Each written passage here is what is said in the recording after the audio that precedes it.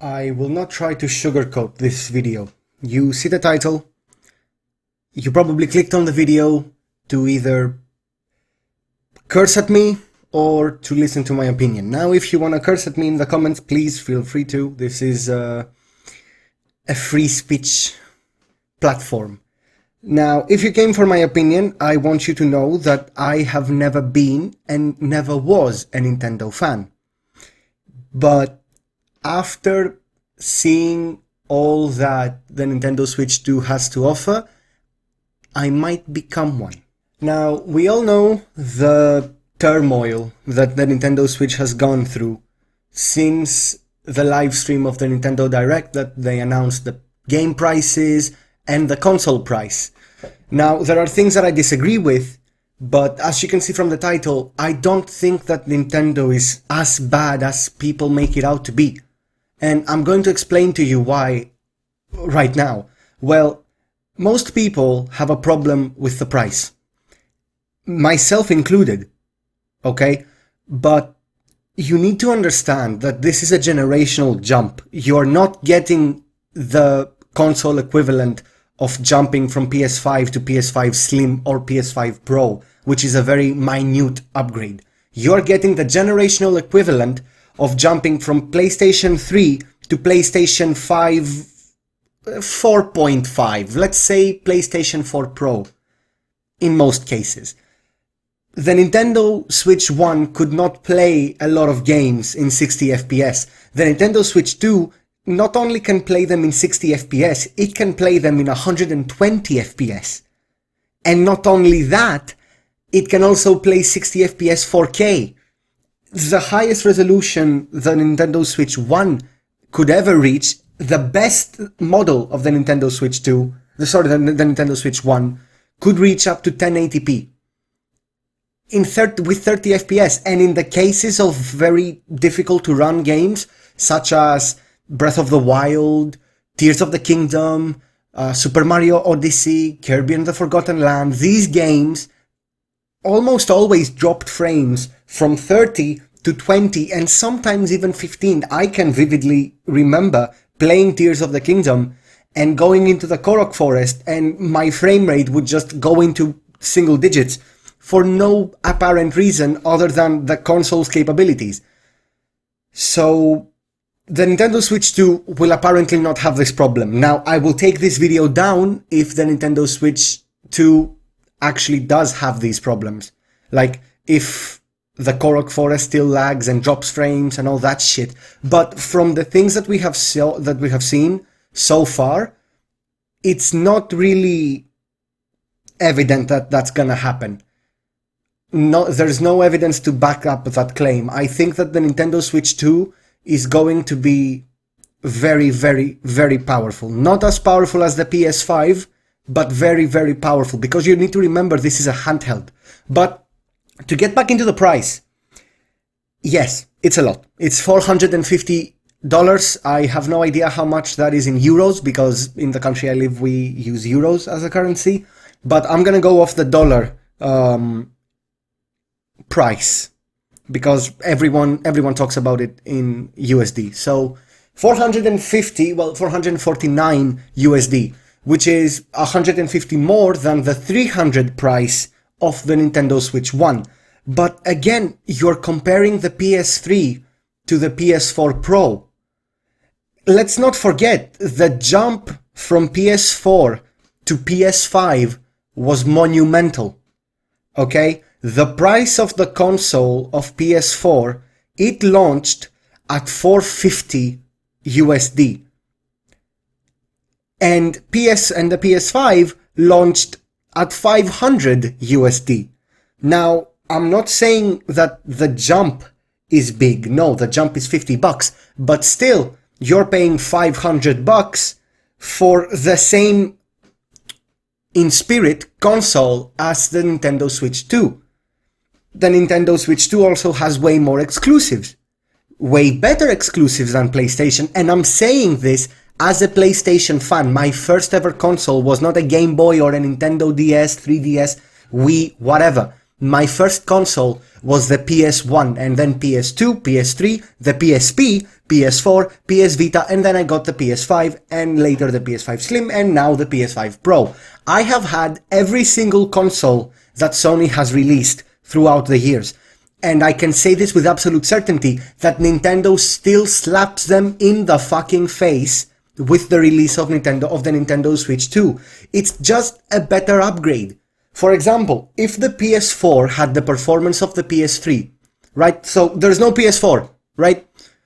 And no PS5, obviously. So from the release of the PS3, 8 years later, they released the PS4, which is going to be as powerful as the PS5 is right now.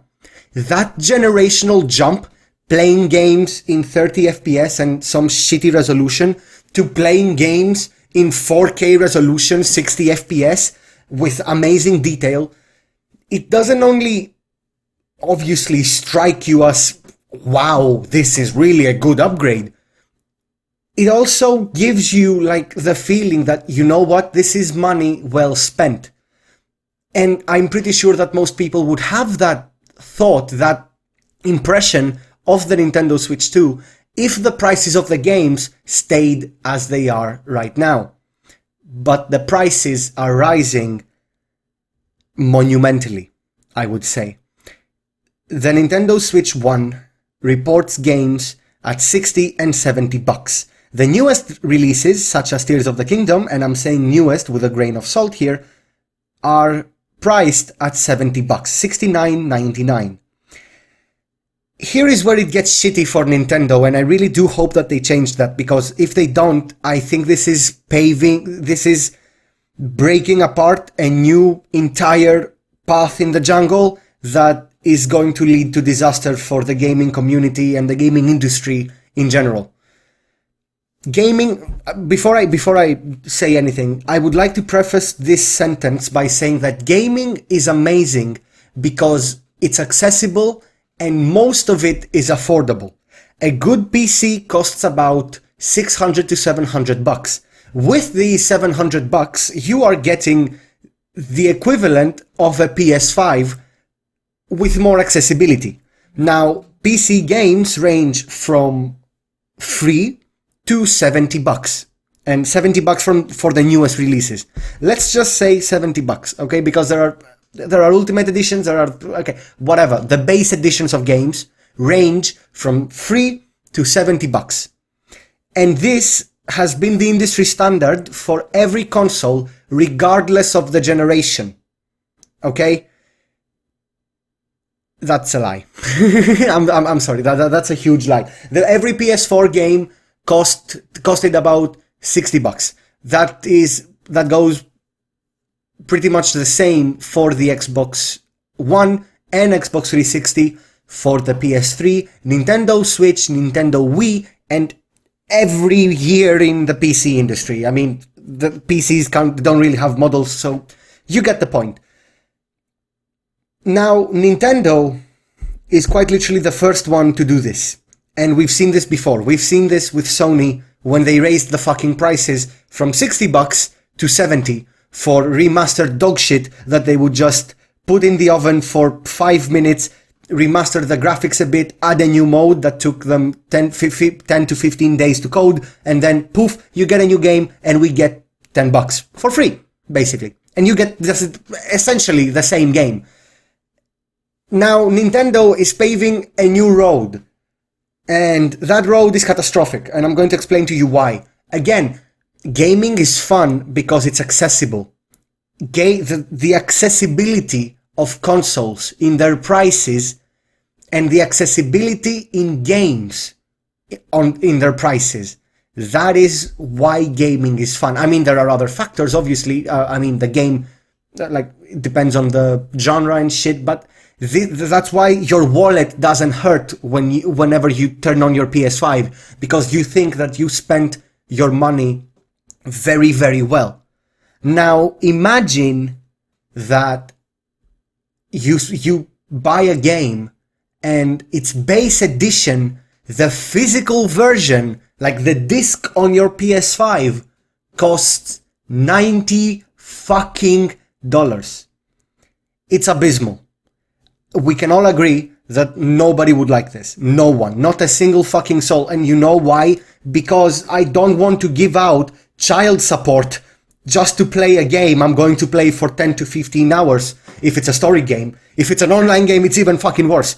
But I don't want to give out fucking child support or fucking alimony just to play a game for 15 to 20 hours. Okay, no, you know what? No.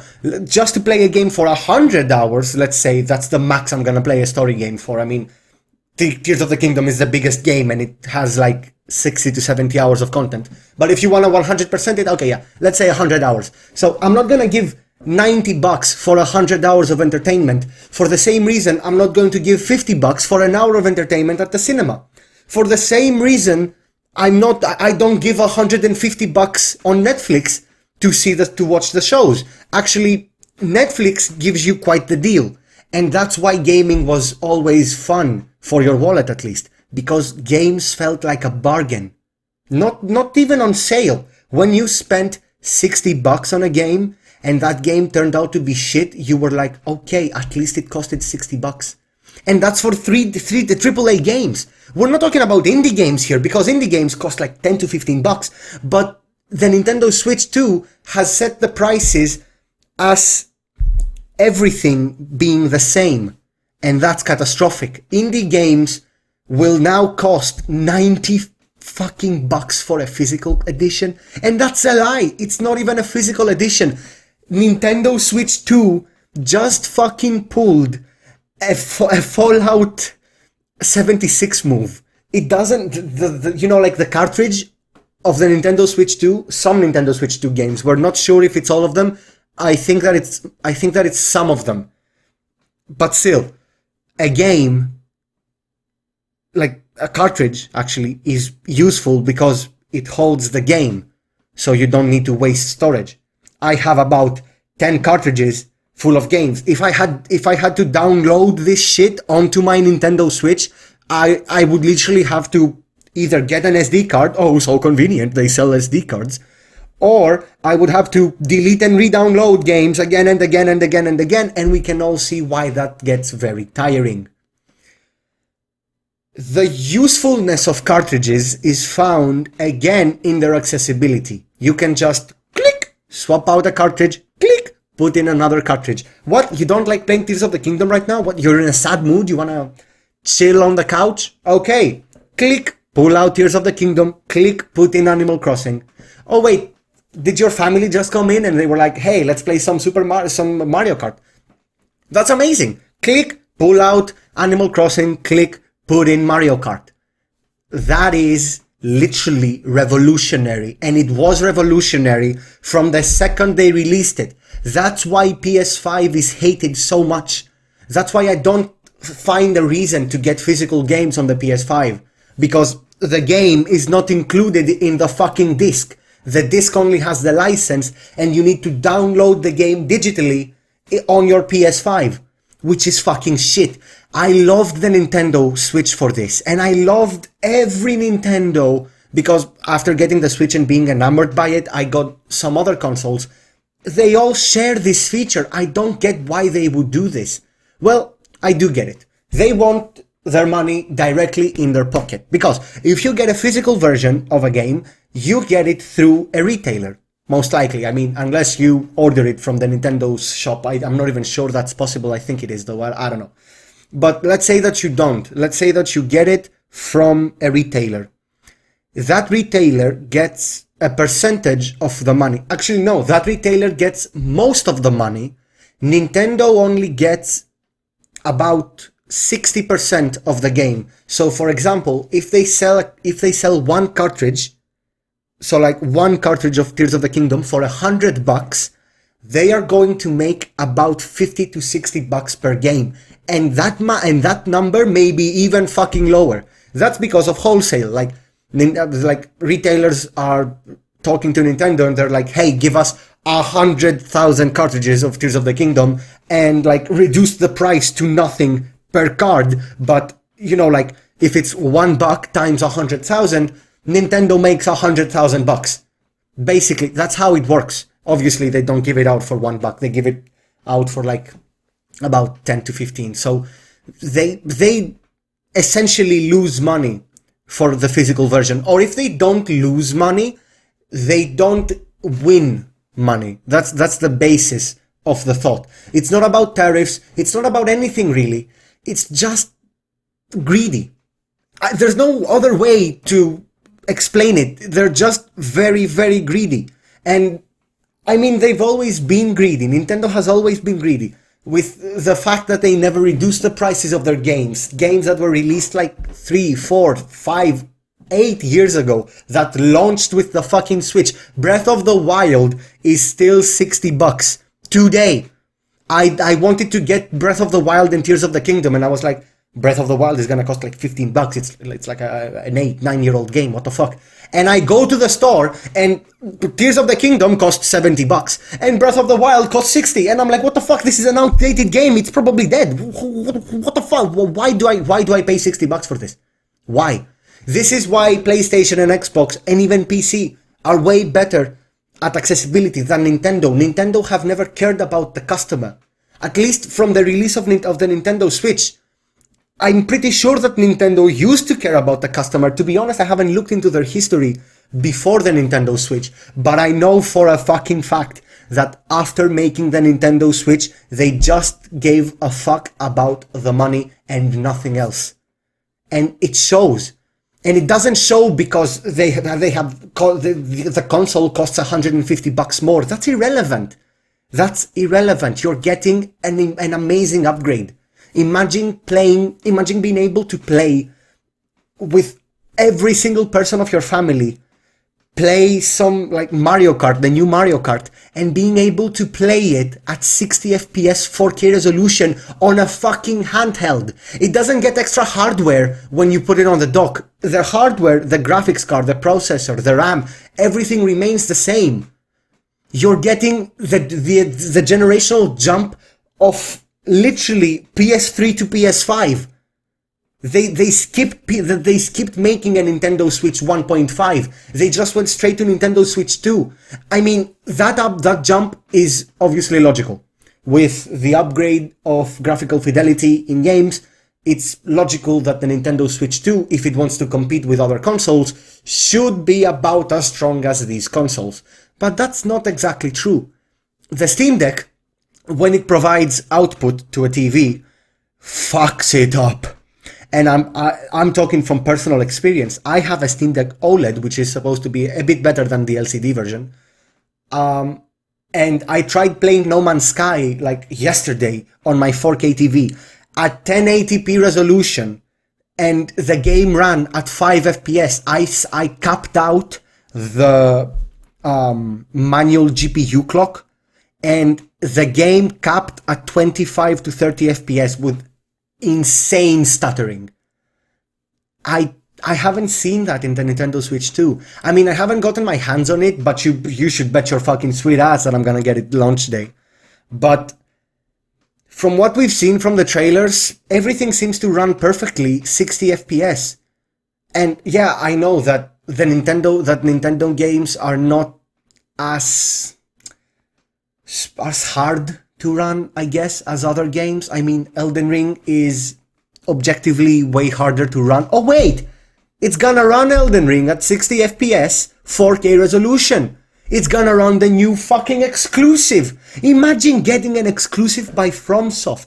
Who the fuck is not gonna buy this console? They could price it at $600 with the bundled up version of the Nintendo Switch 2 and just Duskbloods, and I would get it day fucking one.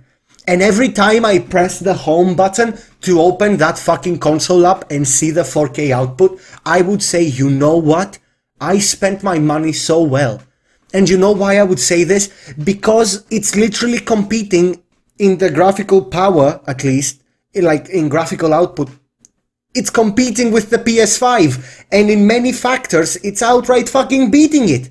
In many departments, the PS5 obviously doesn't have a handheld. The handheld version of the PS5 is the PS Portal, which is just abysmal dog shit that I never bought and never will buy. I've seen reviews about it and it's fucking dog shit.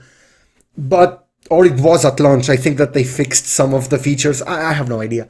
But basically, you need to remember that this is a handheld, okay? A handheld that can run games at 120 FPS. Wake the fuck up. Of course it's not gonna be cheap. And every person that would want it to be cheap is just a hypocrite. That's life. That's life, okay? What, did you expect the PS5 to be like $100? What the fuck? No! Obviously it's not gonna be. Did you expect the PS5 to be the same price as the PS4? No, obviously it's gonna be more expensive. Did you expect the PS5 Pro to be the same price as the PS5? No. And that jump is minimal. There's no difference between the PS5 and the PS5 Pro. I fucking checked. I literally checked, and it runs the same. Just a bit more ray tracing, which is nothing. Nobody will see this. Nobody would even notice this. The only person that would notice it is a person that is searching for details. I'm not that kind of gamer. Now, you could be that kind of gamer. I don't know. Okay? I don't know. All I know is that a handheld that runs 1080p, 120 FPS, should cost more than $450. That's all I have to say. Okay? You can disagree with me in the comments. You can do whatever you like, but I'm not gonna hold your hand here. It should cost more than $450, and I think that Nintendo is logical in making that jump, because if they only changed one or two things, then yeah, it would be abysmal, extremely greedy, and it would just be an overall what the fuck experience. That's why I don't like the new game pricing. You get the same Tears of the Kingdom, but for just more money. But here you don't get the Nintendo Switch 1.5 for $150 more. That's not the case. You get a handheld PS5. That's why Sony will probably never release a PSP 2. At least not for the near future. Because it will get literally fucking destroyed by the Switch. Okay, it will get destroyed by the Switch 2. Unless they can release an OLED version of the PSP 2, an OLED basic version, then I think that they have lost the handheld war. Obviously, Microsoft is just so high on their own farts, they can't even make a console right, never mind the fucking handheld one. So that's another video, not gonna lie. But, yeah. I would love to hear about your opinions in the comments. In my opinion, it's logical. Every move that Nintendo makes, besides the chat button with the C button, which I'm not even gonna touch on this video because it's just... who the fuck needs it? Just go on Discord, bro. Like, what the fuck? Just get an Elgato and stream your game from your Switch to your PC and then just use Discord to share the screen. Who the fuck cares? An Elgato is like $100. It doesn't really matter. I'm not gonna lie to you. Like, let's not beat around the bush. The chat button is probably gonna be useless. I mean, unless you have an online membership and just wanna chat to people, which I guess is normal. I mean, when me and my girlfriend play Animal Crossing, we would prefer being able to chat through the console instead of having to use the application. That's why we are mostly on Instagram call or just chatting through Instagram or something when we play together. I think that it's a basic feature. I don't think that it should cost money to be accessible to people, but this is like the lowest thing they've ever done. Okay, this is like, it's whatever. It's the most basic shit ever. Okay, game pricing is more important than this because game pricing actually affects people everywhere. Okay, because people that are lonely and just want to play some Tears of the Kingdom, they won't be affected. People that want to play with their family and don't have friends and don't go outside won't be affected by this. No, it only affects a select amount of people, but the game prices affect everyone. So, yeah, I think that Nintendo has made a few good things and a few bad things. The console is a huge jump though. I'm very excited to see it. I'm excited for the exclusive of FromSoft. you bet your sweet ass I'm gonna do a critique on it. It will probably release in like 7 to 8 years, about when the Nintendo Switch 3 starts development. With how the speed of the Elden Ring critique is going right now, I'm not gonna lie. I found time to make a fucking video in the middle of editing and writing and recording the Elden Ring critique. It's just, I'm sorry, okay, I'm sorry. Anyway, that's all I have to say for the Nintendo Switch. I think it's a major step in the right direction in some parts, in some others it's abysmal dog shit.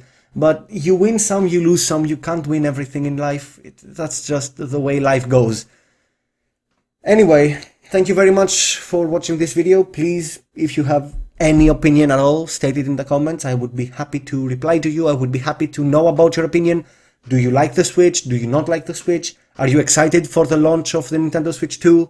Are you excited for the launch of the new Mario Kart World, which I'll probably never get because my family members do not even know how to open their Gmail account, never mind fucking play any game. But yeah, I mean, I could play with my friends. Who knows? Who knows? I will wait for the reviews to come in before getting that game though. So yeah, thank you very much for watching, and I will see you in the next video, which will hopefully be the Elden Ring critique. Bye bye!